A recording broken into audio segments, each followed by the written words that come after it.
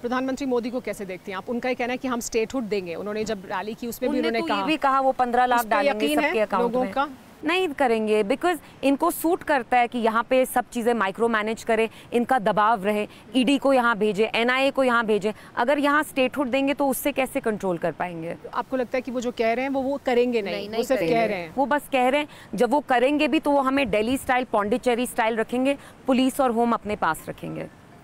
क्या एक्सपेक्ट कर रहे हैं आप पीडीपी के लिए? दैट वी बाउंस बैक इंशाल्लाह, और जो लोगों का हम में यकीन था, we hope that stage and we hope to see the party where it was. Because ये चैलेंजिंग टाइम आपकी पार्टी के लिए भी है। बिल्कुल। और आप उस वही मुझे समझ में नहीं आती कि मीडिया इतना रोमांटिसाइज करती है। हमारी फैमिली में बच्चे ने बाप को बनाया, महबूबा जी ने मुफ्ती साहब को चीफ मिनिस्टर बनाया। सो यहाँ उल्टा चलता है। It is a challenge but I take this challenge head. तो आपको लगता है कि मुश्किल वक्त में आपको ये जिम्मेदारी मिली है कि आप अपनी पार्टी को आगे बढ़ाएं? वो उससे कभी कुछ चैलेंजिंग लगता है, डर लगता है, कोई खदशे पैदा होते हैं दिल में कि ये इतना मुश्किल वक्त में मुझे कहा गया, मैं सक्सेस नहीं हुई तो क्या होगा? मैं इज्जत तभी कमाऊंगी जब मैं मुश्किल वक्त में आऊंगी। अगर मैं तब आती जब मेरे मदर या नाना चीफ मिनिस्टर होते तो मुझ पे लानत थी, क्योंकि आपको तब चीज़ें संभालनी चाहिए जब बिगड़ती हैं।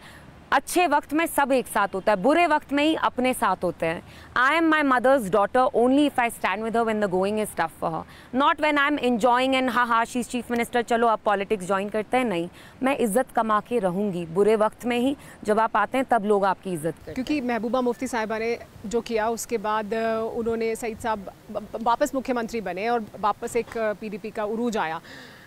महबूबा मुफ्ती साहिबा भी फिर वापस आएंगी चुनाव में, हम देखेंगे उन्हें भी मेन स्ट्रीम में वापस उसी तरह से आकर चुनाव लड़ते हुए। आई यू एक्सपेक्टिंग दैट? और कब उम्मीद की जा सकती है कि इंशाल्लाह? I mean whatever she feels comfortable with, but right now my priority is not even Mehbooba ji, it is the party. We are all part of the party. She's the president, I am a worker, I am an MLA candidate. Our priority is to get the party back on its feet and to have our place in the hearts of the people here. Campaign के दौरान के कोई challenges जो आपको महसूस होते हैं? Lady आप देख रहे हैं कि ये कितना डिक्टेट करते हैं, ये आपको बताएंगे किससे बात करनी है, कब बात करनी है। मुझे अच्छा नहीं लगता, लेकिन ये मैं फिक्स कर लूँगी with time. I will not tolerate mansplaining और डिसरिस्पेक्ट फ्रॉम एनीबडी।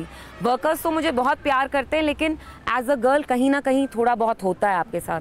वो सोसाइटी का भी क्या है यहाँ पर कि जो वुमेन है उनकी आवाज़, औरतों की आवाज़ उस तरह से सुनी गई है? नहीं, क्योंकि इतने बड़े बड़े मसले हैं कि उसमें औरतों को तो शायद बहुत पीछे कहीं पर आते होंगे, उनके हक हकायक। नहीं, फिर भी यूपी से बेहतर यहाँ हैं औरतें। We are much safer, the girls in Kashmir are much safer than the girls in UP, than the girls in Delhi. We are much better off अल्हम्दुलिल्लाह। हाँ, यहाँ लड़कियों को एजुकेट करने की, तालीम देने की, एम्पावर करने की there is a lot of scope and इंशाल्लाह I will do that. I will empower every girl here.